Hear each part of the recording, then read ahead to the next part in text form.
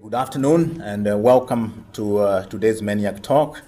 For me, it's always a great honor to welcome the speaker, Dr. Zwally, who is a senior research scientist at the System Interdisciplinary Science Center, which is known as ESSIC at the University of Maryland College Park, but he's mainly based here at NASA Goddard Space Flight Center. So when Jay came to NASA Goddard in 1974, there was hardly any cryospheric research going on. He and colleagues had to build the lab from ground up. Not an easy thing.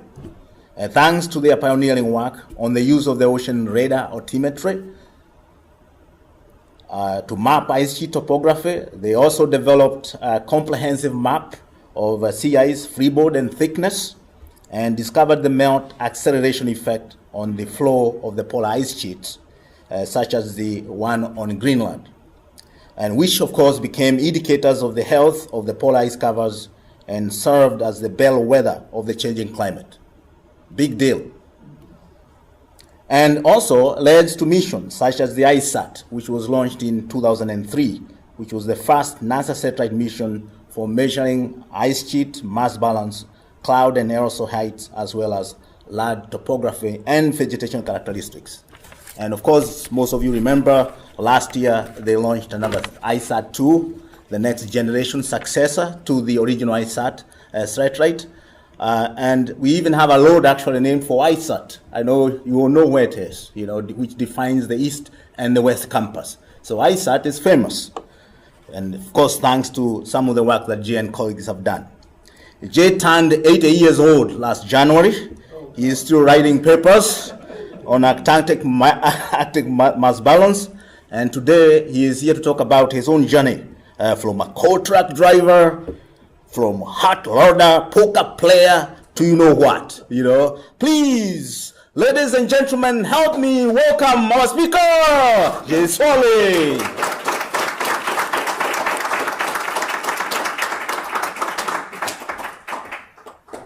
Well, thank you, Charles. Charles has been trying to get me here for a long time, and always find excuses, but I guess I can't back out now. But after that introduction, you covered it pretty much.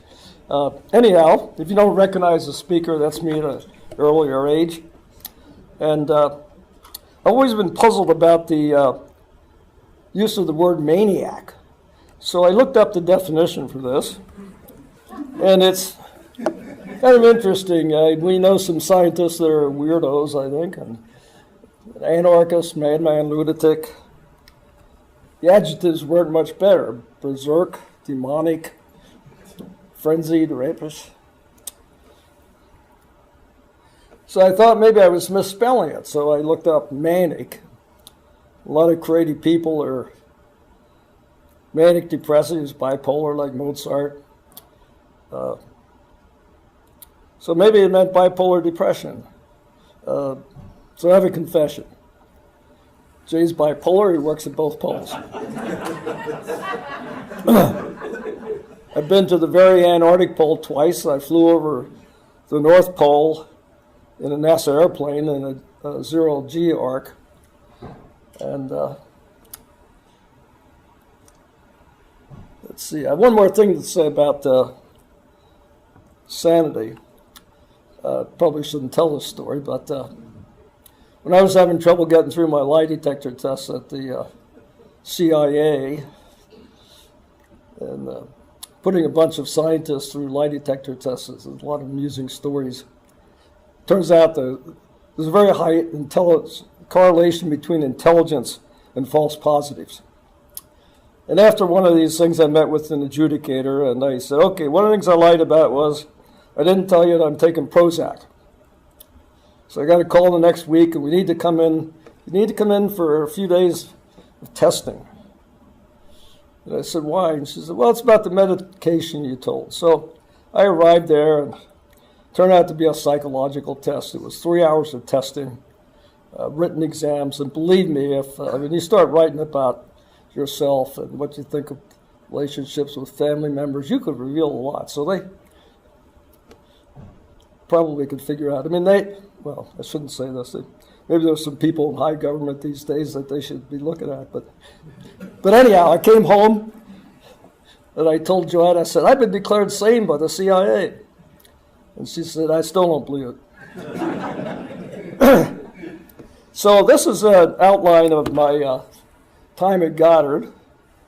I was first here for 2 summers as a physics graduate student. I decided to do my experimental degree and got a fellowship, NASA fellowship at the University of Maryland. Came back as an oceanographer, not knowing anything about oceanography, but some little bit about ice.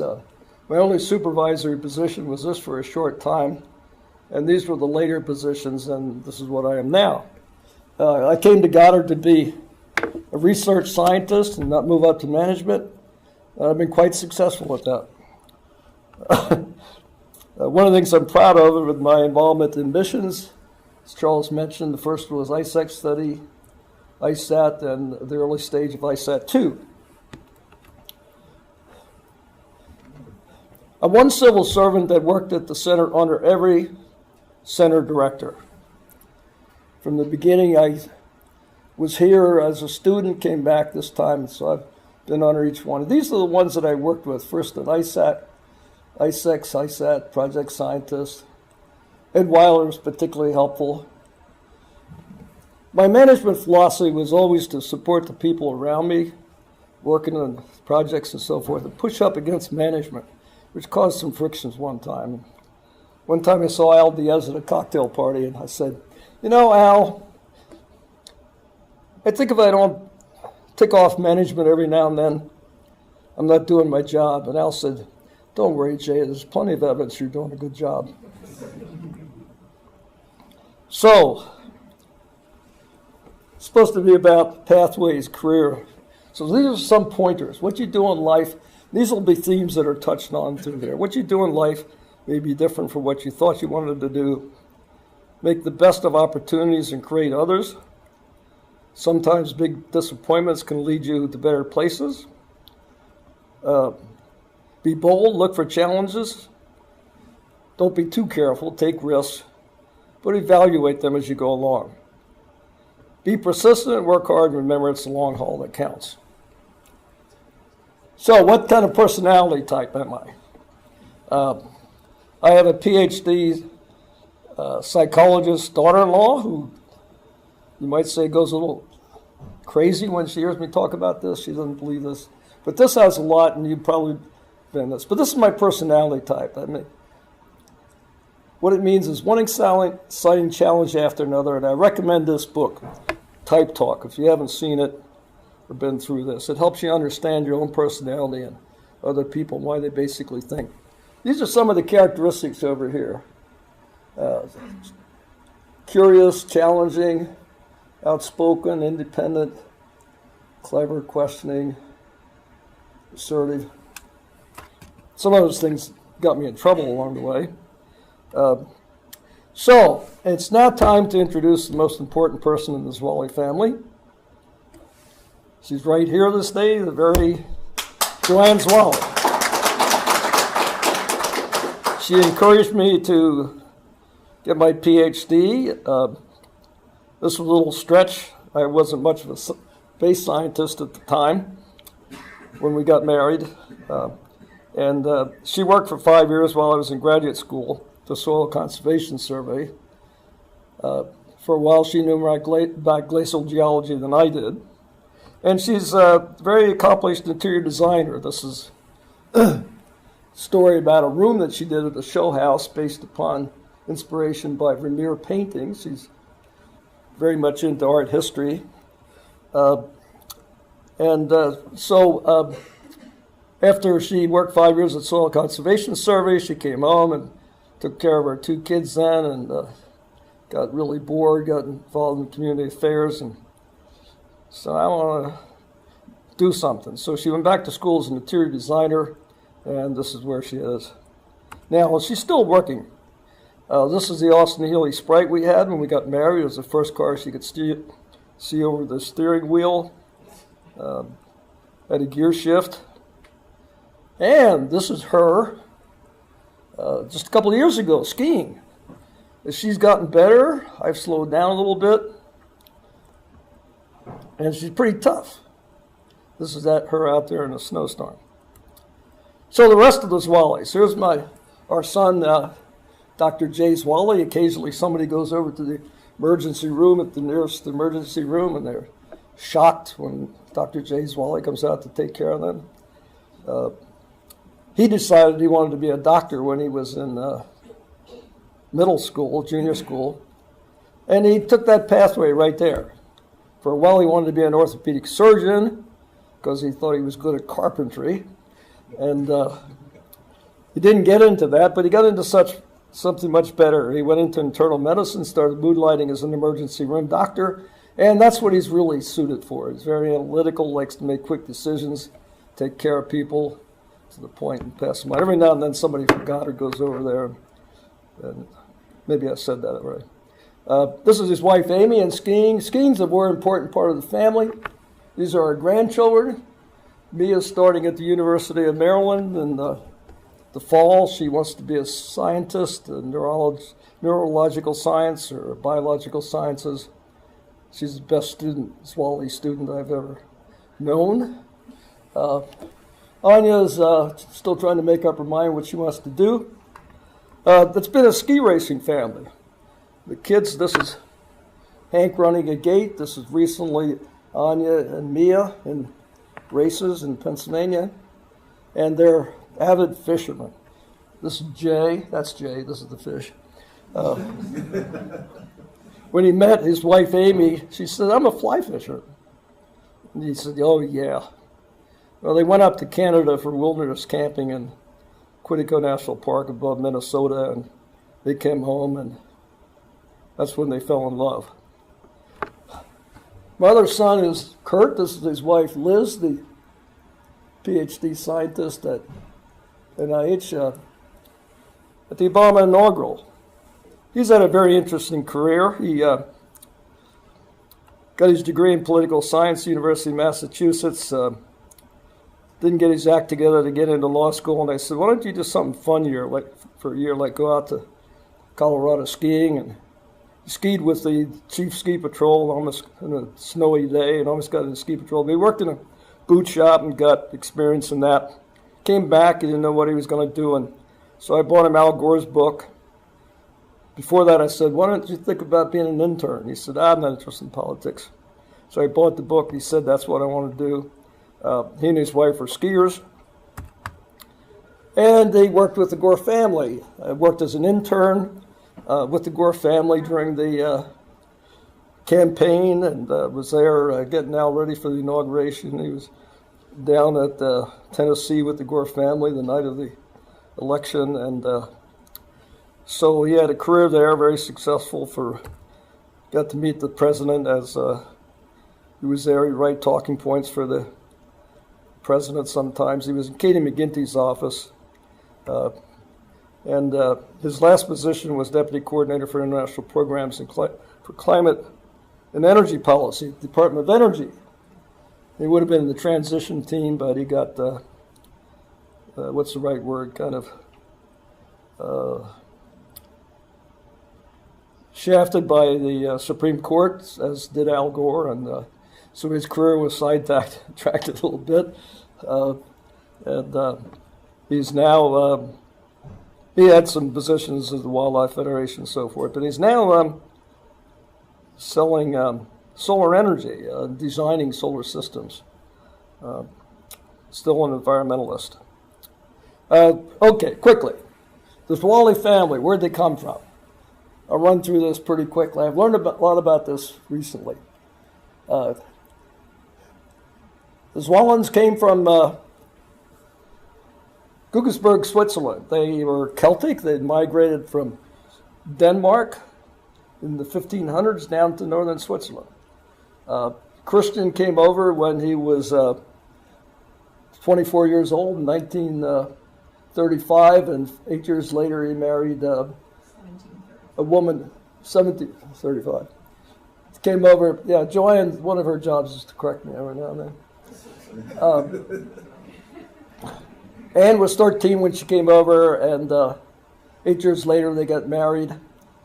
They had 3 children, Christian Zwally, so forth, all the way down to my grandparents, which were 6th generation.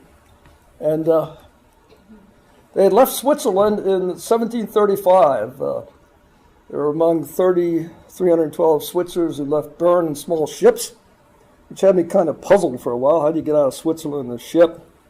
Well, it's pretty easy. You go down to Basel and you get on the Rhine River, go to Rotterdam. You got there. They very quickly got on the ship. I went to Carolina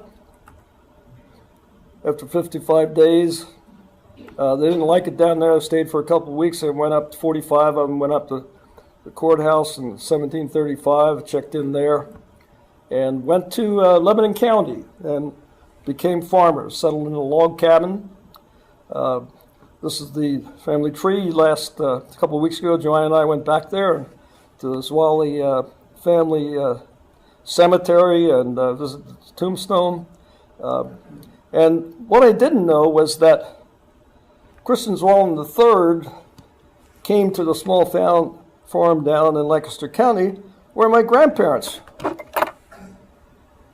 lived. 3 generations lived in that farm. Grandfather Harry and Katie, and my father grew up there.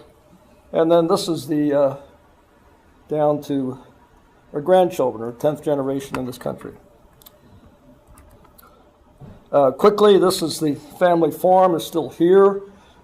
This is a stream that I used to play in. My grandmother lended me her popcorn popper to catch minnows down in the stream. There was a trolley track down here, and I used to use the old ties to build dams. And this is the house. It's all built up. This was some of my grandfather's land. This is the house I grew up in. This is the garage behind it. This is my father's garage. And this is the schoolhouse down the road, which has an interesting history I'll get back to. This is my mother and father around the time I was in college.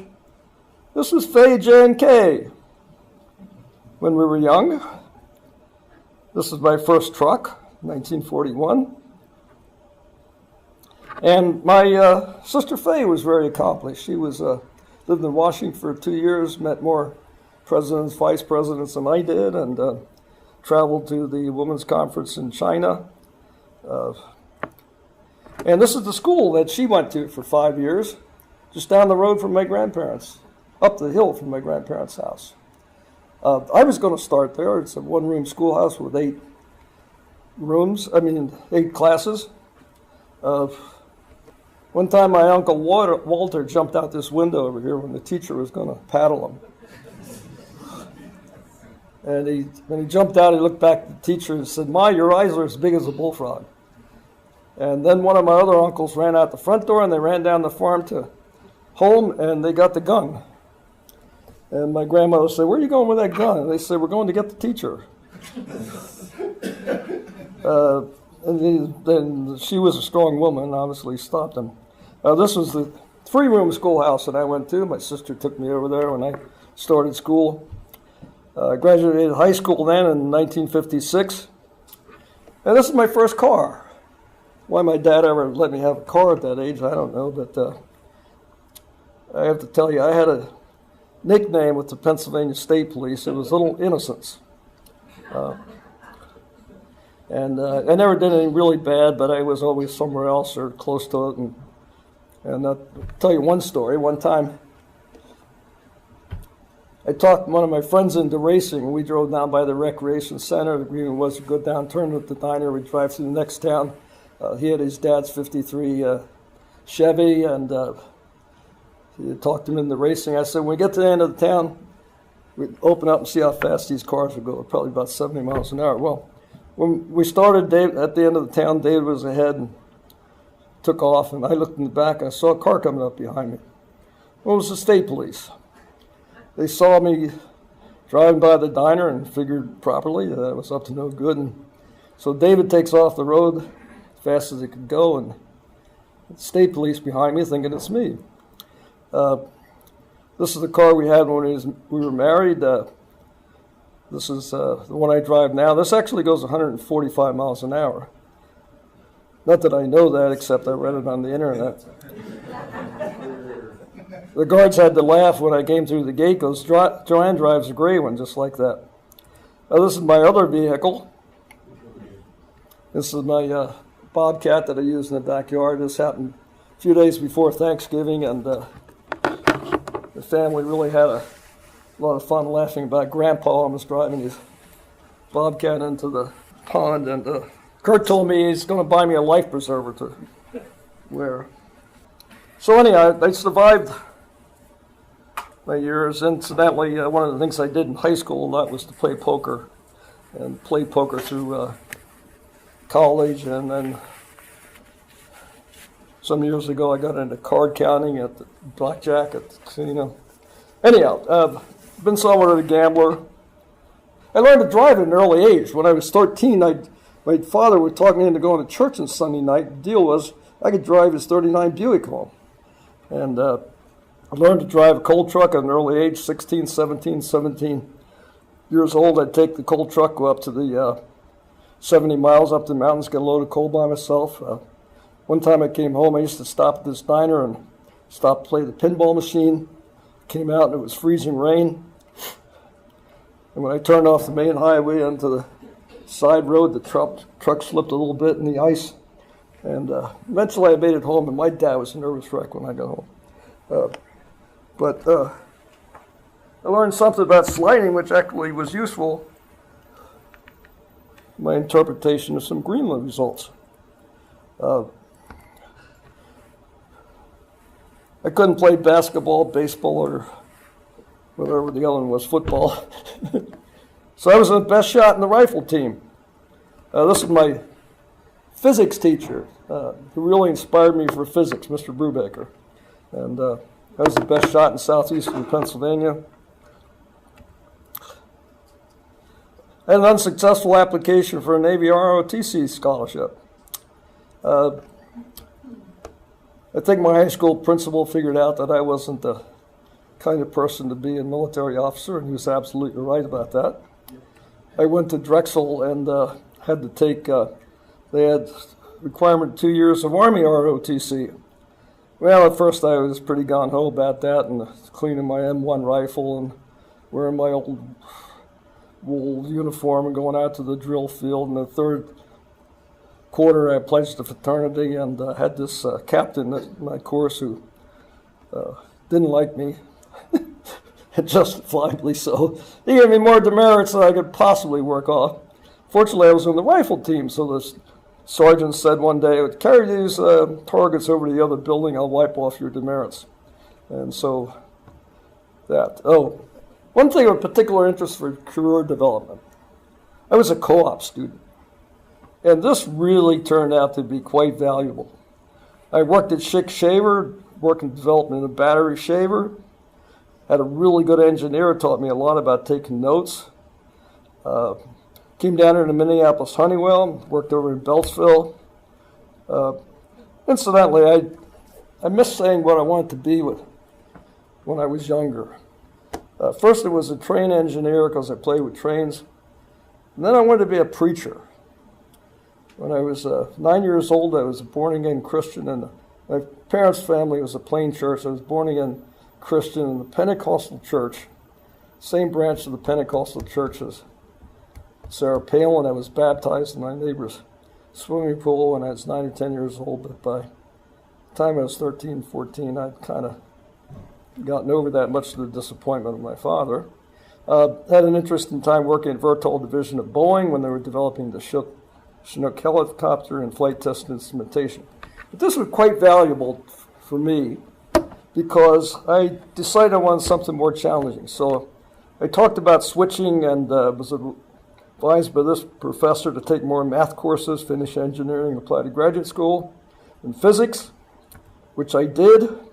The senior year, I became interested in aerodynamics, supersonic flow shock waves.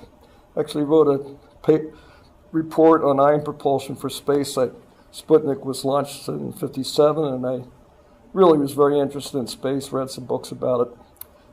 If I'd gotten interested in that, I might have gone into that, but instead I came to the University of Maryland. This is Professor Berger, who incidentally was from a small town very close to where I grew up. So I came to Maryland, and my advisor, Tom Wilkerson, this was very lucky for me, had a collaboration with Keith Ogilvy here at Goddard on developing a solar wind detector, and David Cooper was my advisor for a while. But I got an A in methods of mathematical physics, Hilbert space, and all that stuff, and I was invited to do a theoretical plasma physics thesis. But I decided my heart was really in doing experimental stuff, so I bypassed that. And this is a picture of University of Maryland. They must have had the cyclotron people a little bit happy. This is my ion beam apparatus that I designed and had built in the shop. It wasn't $1 million thing, but this was my experiment. And then, after finishing my PhD, the job market for physicists really tanked. I was almost facing unemployment. I was temporary position at the Faculty of Maryland. I submitted a proposal to the National Science Foundation. I had one that was held, and I got lucky.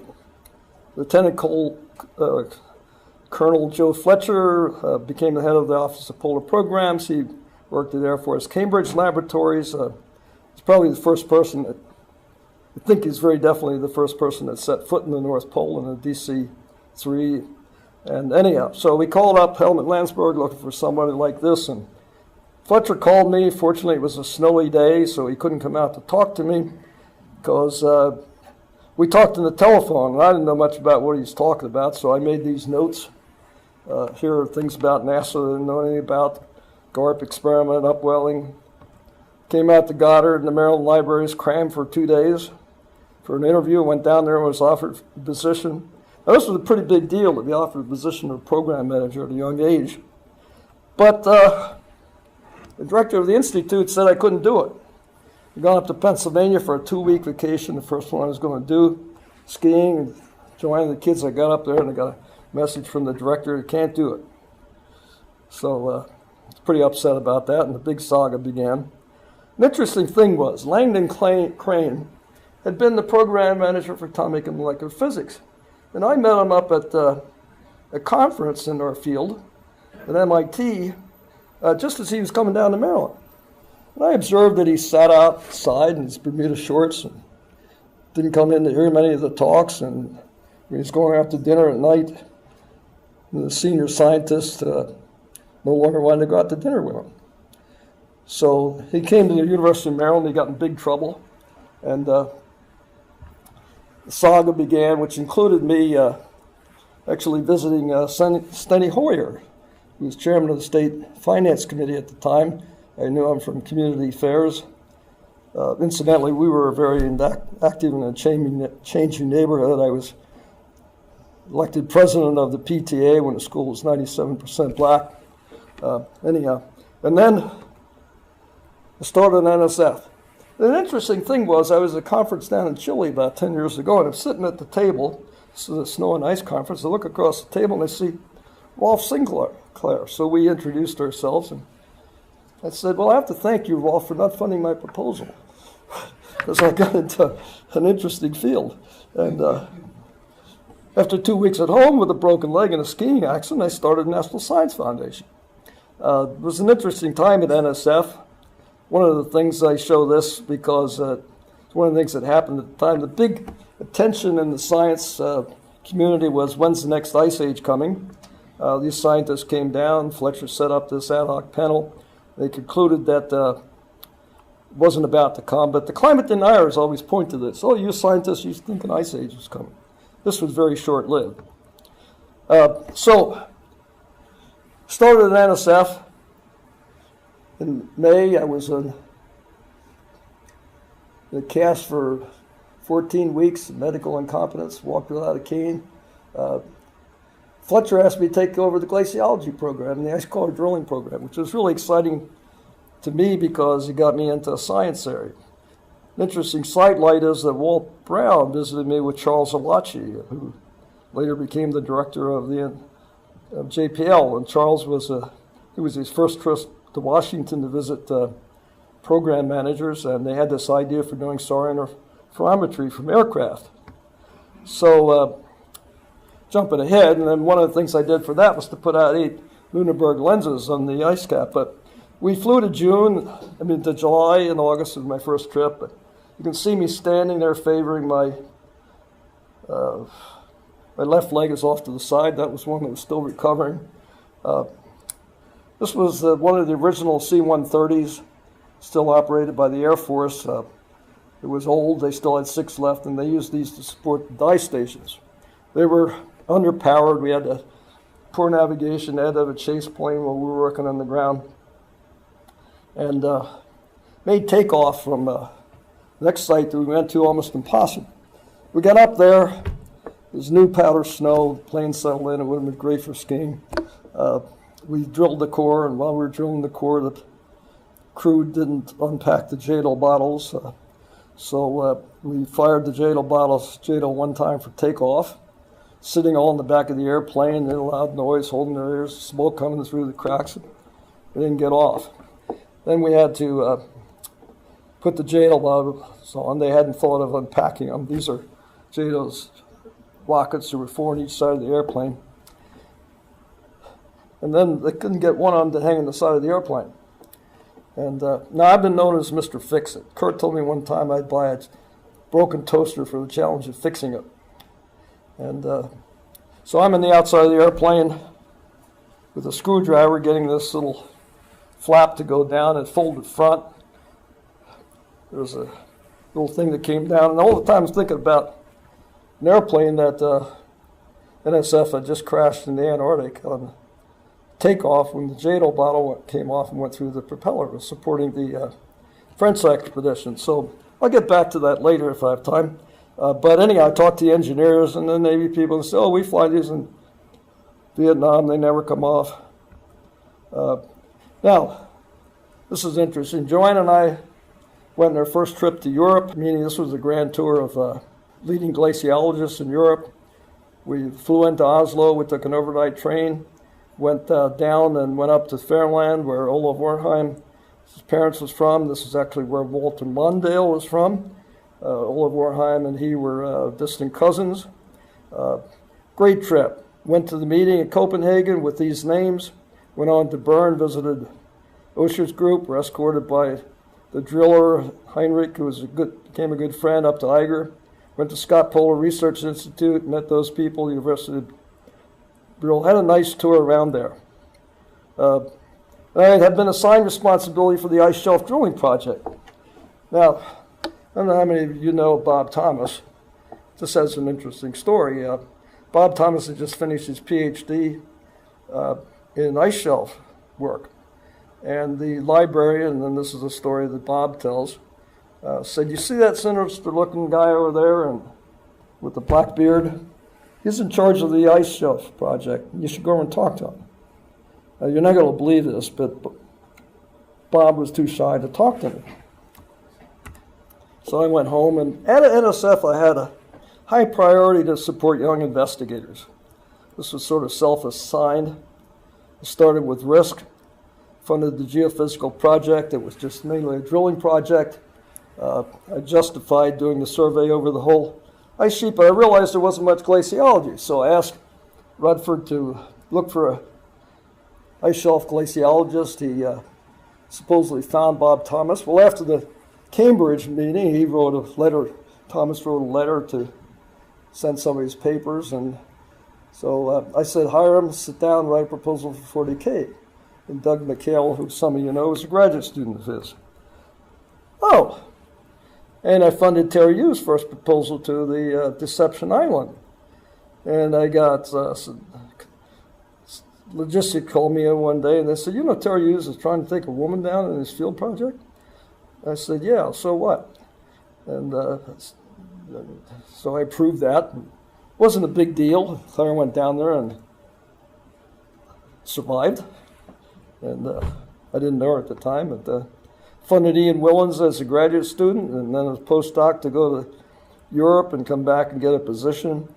this is interesting. Every time I see Jim Tucker, not every time I see him, he's across the hall from me. Occasionally he'll tell me, "You must be a pretty good guy if you got Lonnie Thompson in this." This is a book here. He had started at Ohio State and dust core research. Well, an interesting thing is that one day John Mercer, who's famous for writing a paper about climate warming in the Antarctic, but anyhow, he came into the office. He had worked in South America, Patagonia, and he'd been sent in there to talk to me about, and he had this idea of drilling in Kogaya ice cap. And you could read this book to learn about it. And so I said, "Well, how would you do that?" And got on the telephone, called somebody up, and I gave him a small grant. It was about $15,000 to go down there for exploratory research. And this launched Lonnie's career. Well, it was interesting because Lonnie had been having trouble with Chet Langway and the leading scientists getting ice cores. I had to intervene for that. And that got him at the tropical glaciers instead, which is really a unique contribution, which he's famous for. And here in the book is a story about what the author calls the ubiquitous Zwally, inviting Lonnie to dinner with the three scientists, senior scientists. And of course, the dinner was cooked by none other than Joanne Zwally. Basic physics. Yield stress equals rho GH sine alpha. Basic driving force of physics, first level thing. If you don't understand this, Terry Hughes and Ian Willens would explain this to me. I said, "Well, this means ice alpha is a surface slope. Ice can't flow uphill." Well, so Dick Cameron coined the phrase the glaciologist. And the yield stress of this happens to be 1 bar, which is 1 atmospheric pressure. So if you push on it, you can shear it at 15 pounds per square inch.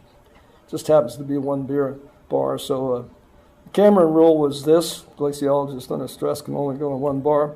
So I used this when I was on the MOLA ice team and the Mars ice cap, and I looked at calculated the stress distributions for Greenland and Antarctica, and found out that they were both very similar if you take into account the difference in gravity and so forth.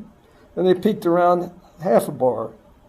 And I used the characteristics of surface slope to make some deductions about Mars. And then I revised the camera slogan to glaciologists under stress can only make it halfway to the bar. Radio echo sounding in the Antarctic, you can glance at that.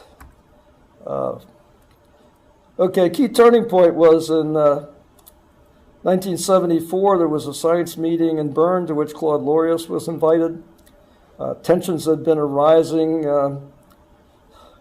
between NSF, which really meant that I was in the front line, and senior people at Krell went to this meeting. And Fletcher had just gotten approval for me to stay at NSF. And Saturday morning, I was sitting in the kitchen fitting on my ski boots.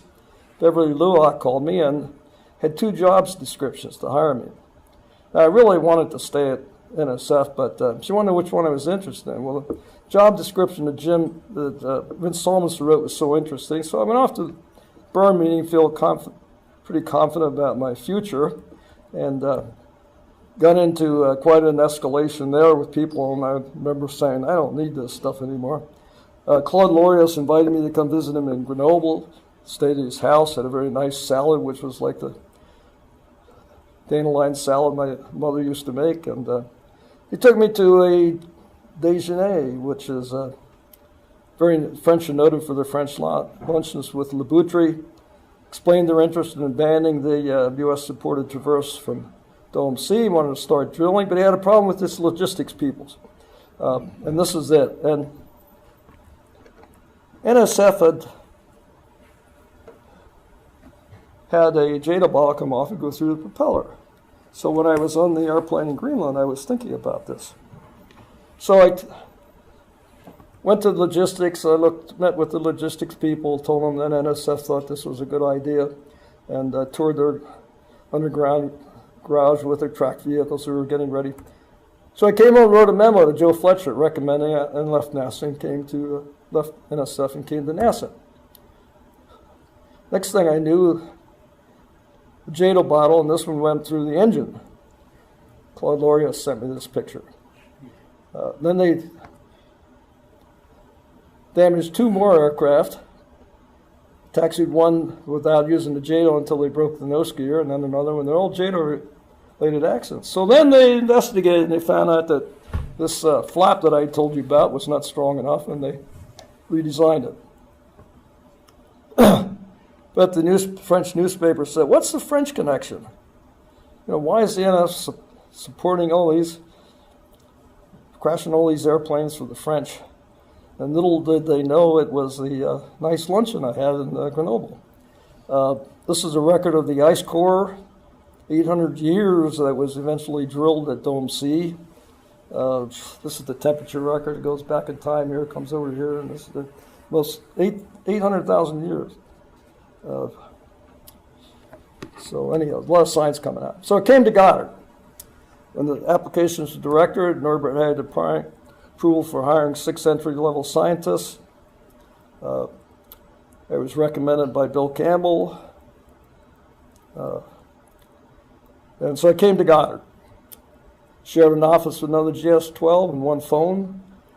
Because I was a GS-12, Vince was very strict about the rules. I couldn't have that. No travel money to go to the first conference. Still guiding the glaciology program at NSF. And then they asked me to come back, and I said yes. Then I was saved by the Nixon administration, put in a government-wide hiring freeze. This was the state of sea ice when I went to NSF. Sea ice thickness was a major thing. So I came to Goddard, and it took me a while to settle into research. It was the first paper published showing the Weddell planium. Another thing I did, I used my physics, what I learned in physics about radiative transfer of stellar atmosphere to calculate the emission from polar Fern. In the mid-60s, things started to change at Goddard. New hires. One of the things I'm proud of is I got this award. And these were the people that were hired. And I later influenced, and 2 of them are here today, at least 2, Joey and Claire. Lead came here as a postdoc, was my deputy project scientist, went to NASA headquarters, came back, was a branch head, and told me one time the smartest thing I did was to hire my own boss. Went on to be chief scientist at NASA, and Sophie Nowicki is here. These are numerous people that helped me. I wasn't going to make a list here, and I put down a lot of names, and if your names are not on here, but the Marzio's right there, and a lot of other people. This was an important study at the time, influenced future satellites. These were the atlases that we did, which had an interesting thing. I sent one to, I think, one of the news networks, and a few weeks later, this appeared in the Globe. It quoted a NASA scientist, a fictional NASA scientist, but it actually had something here interesting. I mean, this was formed by winds, and it mysteriously appeared 1 year, stayed there for 3 years, and Joey's still looking for it to come back, but it hasn't come back. Anyhow, we published this paper. People were jumping the gun on climate dioxide influence. It's interesting that the Department of Energy, the very own Department of Energy here, was holding conferences in the early 70s about possibility of a CO2 effect. First paper on melting, surface melting using passing microwave. The Antarctic, measuring the number of melt days. This was the conference I went to that I had to get travel. Did I say I had to get travel money from NSF to go to that? Because I didn't have any. So I went there. And actually, when I was at NSF, I had funded it for $10K, but when I came here, I couldn't get travel money to go. This is where the published statement about using altimetry for mass balance. The first paper, a few years later, had to convince my colleagues of the slope-induced error. We learned about retracking, which was the first, and everybody then later did computer retracking to make range corrections. This is the basic idea of how you get ice sheet mass balance, measuring elevation change over time. It's very important to this is the first paper published in this, which wasn't quite right. Greenland, they overestimate the growth in the center, but it is growing still. This was early work in Fern compaction. Jean had worked in Australia. This is the Arrhenius relation, and they were finding in laboratory tests that the activation energy was a function of temperature, and this over here. And this made the Fern compaction much more strongly dependent on temperature. And that caused, for the first time, an explanation of the seasonal variations in height in the Greenland ice sheet. And a lot of people have since adopted basically our approach. A lot of people are studying mass balance with altimetry without correcting for this, but this was the first paper. Showed it to be very balanced, close to balance. Greenland, it was very controversial for a while. It was generally accepted. It was in contradiction to the aircraft measurements, and that West Antarctic was losing mass and East Antarctic gaining a little bit. They made a very important correction for the depth penetration of radar. Don Wei over there worked a lot with me on that. We have some of that was in that paper, and some of the subsequent missions, NVSat and cryosat, have had problems because of the difference in the polarization of the antennas. Corrections don't work. So this was the correction for Fern compaction was very important, especially in Greenland. If you didn't take this into account, the surface was compacting faster by 1.5 centimeters a year. If you didn't make that correction, you had a 23 gigaton error. So that's why we got, this is with the correction, that's without the correction. It's one of the corrections that very few people that are studying mass balance using altimeter make. 2015, well, this is a paper that showed it was gaining even more mass. Very controversial. I mean, I've been attacked by Rush Limbaugh several times for being an alarmist about the Arctic sea ice declining, and but he actually got on and loved this, I understand. Well, the climate deniers really like it, but they're wrong about making a thing about this. But anyhow, so we showed it was great. Now, this is the new paper. This is very interesting. This is about to be submitted. And both GRACE and ICESat have to make corrections for the motion of the bedrock, the glacial loading, which varies with time. As the ice sheet grows, it goes down. And there's elastic bending of the crust, which is more short time scale. But over the long time, it's the inflow or outflow of the viscous material underneath that.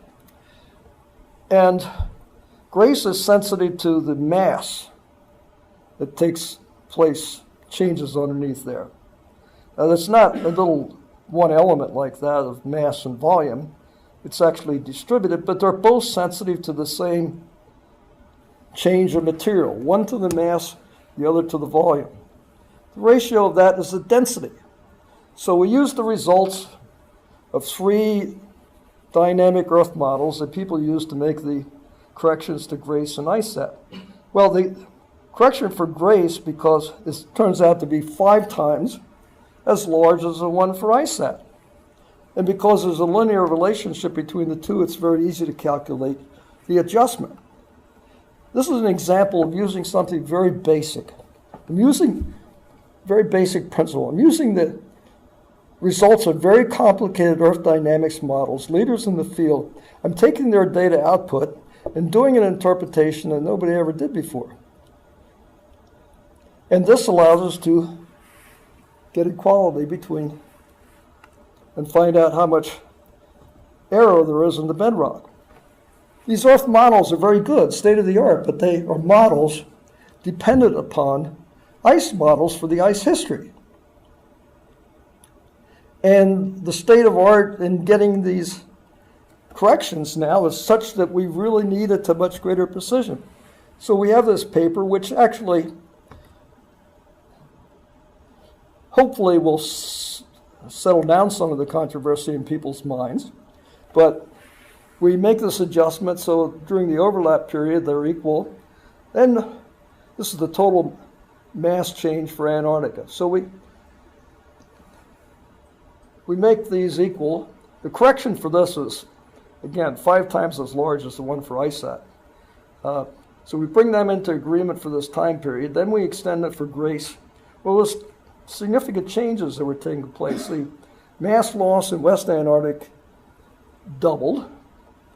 And for a short period of time, the same time the mass gain in East Antarctica doubled. Then and now it's very close to balance. So we went from a state of gain, which was taking about 0.3 of a millimeter a year out of the ocean. Which way did I say that? Out of the ocean, that's right. And now it's not contributing, which is very different than a lot of results. Sea ice thickness, ICESat. This was remember I said this was a 30-year challenge? Well, Seymour Laxon published the first paper using radar altimetry, which is really difficult. We get measurements of the freeboard, and Don Way and I figured out how to do this first. I was, interestingly, sitting in the Arctic and Antarctic Institute in St. Petersburg, which was a classified facility that I couldn't go to. The chief scientist for remote sensing in 1982 came and visited me in our hotel room and took me to a very nice dinner party of a postdoc. But I wasn't allowed to get anywhere near the Arctic and Antarctic Institute. So I'm sitting in the boardroom of this institute for an International World Climate Program meeting. Ron Kwok was there, and I was there, and we had internet. This was in 2004. And Don Way sends me the first results of trying to do the ice thickness. So here I am in this classified facility. Well, the first results had the geoid error in, so they weren't related to ice thickness. But after Ron Kwok and I were in this internet for a day or two, all of a sudden the internet connections with Russia from the United States and I think from Europe went dead. When I got back, I reported this I see a Russian smiling. I get back to here and I reported it to IT security and ended up getting an email or a phone call or somebody from the Russian embassy. And he told me it wasn't any of my business why it went dead. So we got amazing results here about how the sea ice changed. Losing the thick ice here. So this was the main thing in Greenland. From the Swiss camp. When I got this publication, Joanne was amazed. I've been going up there for a few years, and Joanne thought it was summer camp for scientists. So she was really amazed when this publication came out.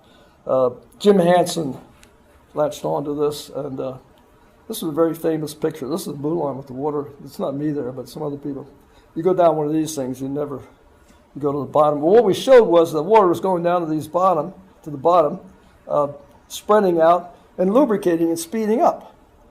This is through 1,200 meters of ice. It had been studying small glaciers, but this was the first time it had been observed through 1,200 meters of ice.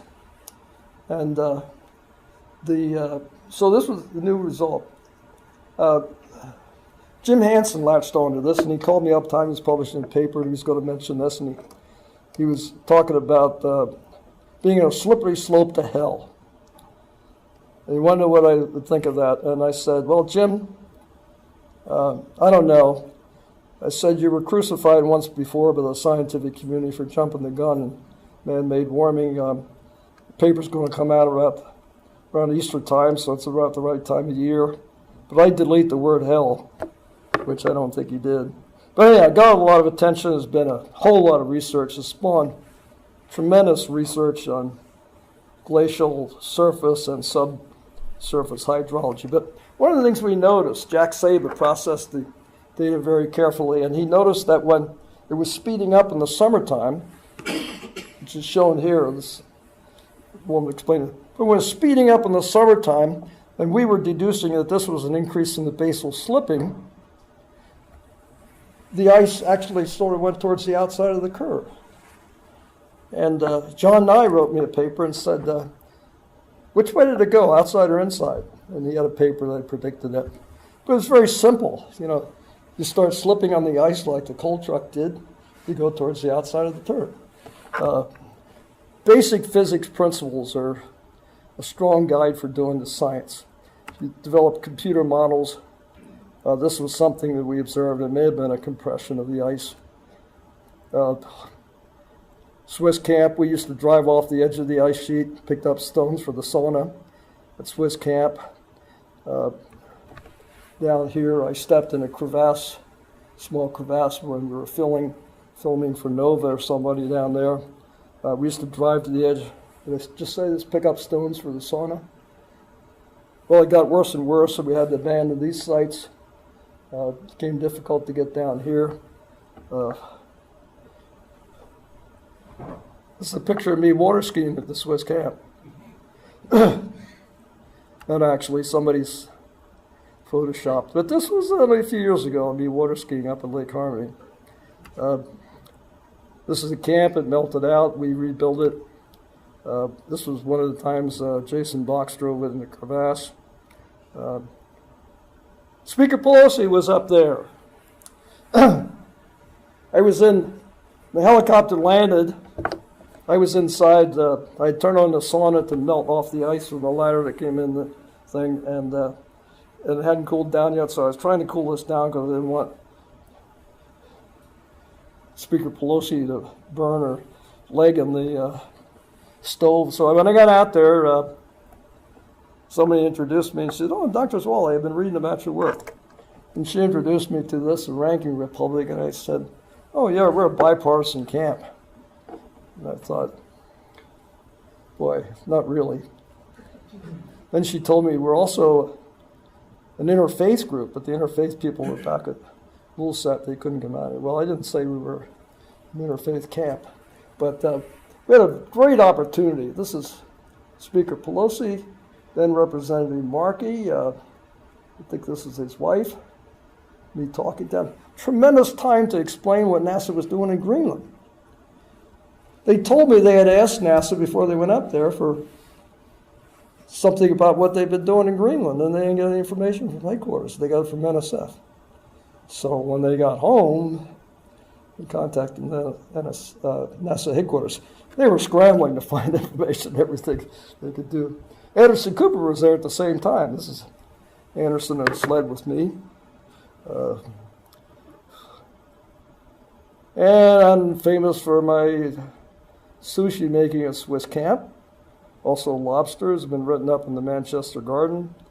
Okay, turning to public views and climate change. Used to be in the early 90s, people were believing about it. Then things changed. It was one of my favorite cartoons. Cheney telling Bush there's no need to worry about the ice caps melting in your administration. I used in talks right before the next election. And my comment was, well, we're just going to have to hope for the best. The meaning the administration wouldn't last too long. Natural variability, a lot of disinformation on that. It's always a little terrifying to be in live television. I was sitting in my office one Monday around noon, and I got a call from MSNBC, and we'd like to have you on television about this piece of ice that broke off from Greenland. And so I said, okay, what time? And tonight we'll send a limousine to pick you up at 7 o'clock. And I went home. I said, well, it gives me time to go home and get out of my shorts, put on a suit, and get a haircut and shave. Pick me up. They were supposed to send me questions. I go down there, and I'm sitting in the studio, and they eventually came in and gave me makeup, and I'm watching the show. I didn't know what time it was going to be on, and then I got a call, and I got one or two questions and went on. One question was, what is the chances this has something to do with climate change? 100%. As a scientist, you might say, well, it's 99.9 or something like that, but you got to be definite, you know. so on and so forth. The other interesting question was, something about the politics. So I said, but climate's warming, even in Washington, D.C., where people can see it, and people in Greenland, notice the effects. They're changing their hunting habits and so forth. So he said, well, speaking of Washington, is there any clarity about this? And so I said, well, it's very frustrating that people decide what they believe about climate change based on their political beliefs. That's so obviously true, as you all know. So this is some of what I said. Serious problem. We need to do something about it. It's not too late. Priorities for the future. Now I'm getting to the end. So this is what I'm going to do. My next paper is this one. I'm very fortunate to be physically fit and mentally sound, notwithstanding the previous discussion about sanity or insanity. But I'm still working, and I'm very privileged to be able to be doing research at this age. It's one of my primate. I'm going to ski until I die or die skiing. I'm continuing my hobbies, raising koi, Japanese gardening.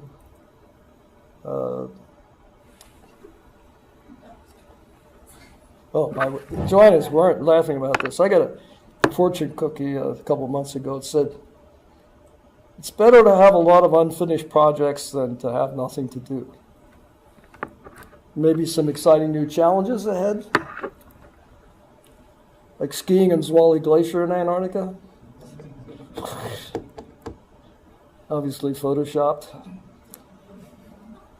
This is Zwally Glacier. They didn't name one for a while. They were waiting until they could find something that was still unnamed that was big enough to. So I was thinking of like the East Antarctic ice sheet. But it's actually bigger than the Eric Renault Glacier, which is just a little tiny thing in the peninsula. The last thing, koi farming. I looked up, I knew this term, koi kichi, meant koi crazy.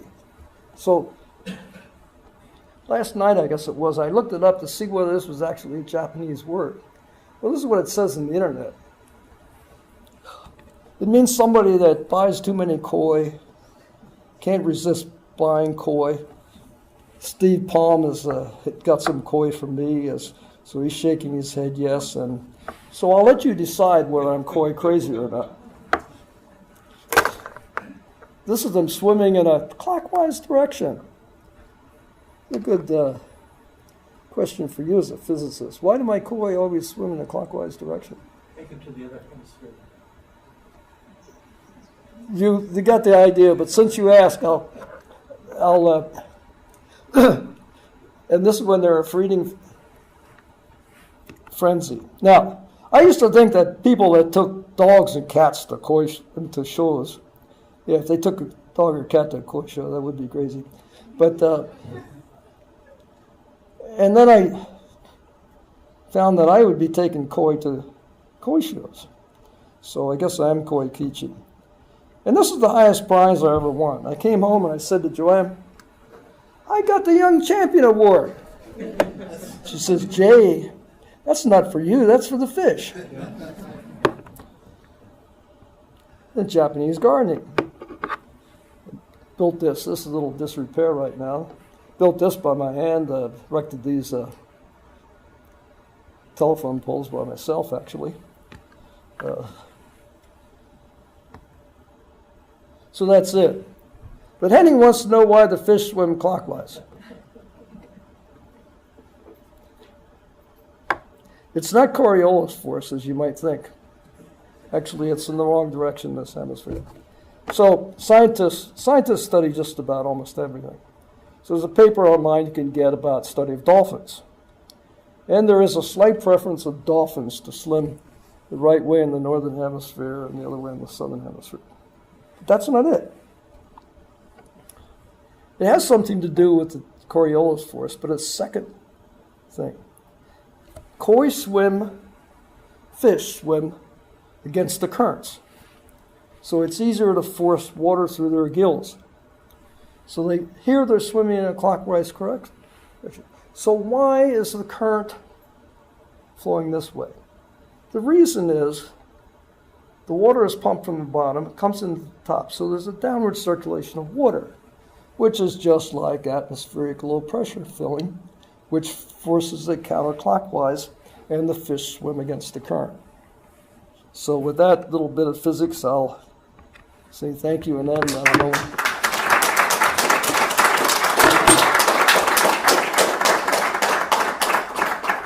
Because I know we are out of time, but I'll allow any quick comment, question, or Jay.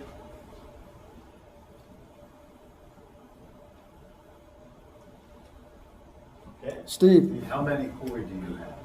I can't count them. That's a question I often get. Another question that some people ask, we don't eat them. No, they cost too much. They do. But I do like breeding them. I like raising them. I haven't bought any for a while. And I could tell you a lot of koi stories. Well, thank you. Okay, let's give. You were very. One of the things I forgot to say in the beginning was, I was going to ask you, have you had anybody come here who's really truly crazy? And I was going to say that I asked you that, and you said not yet. Okay. Yeah. So let's give one more.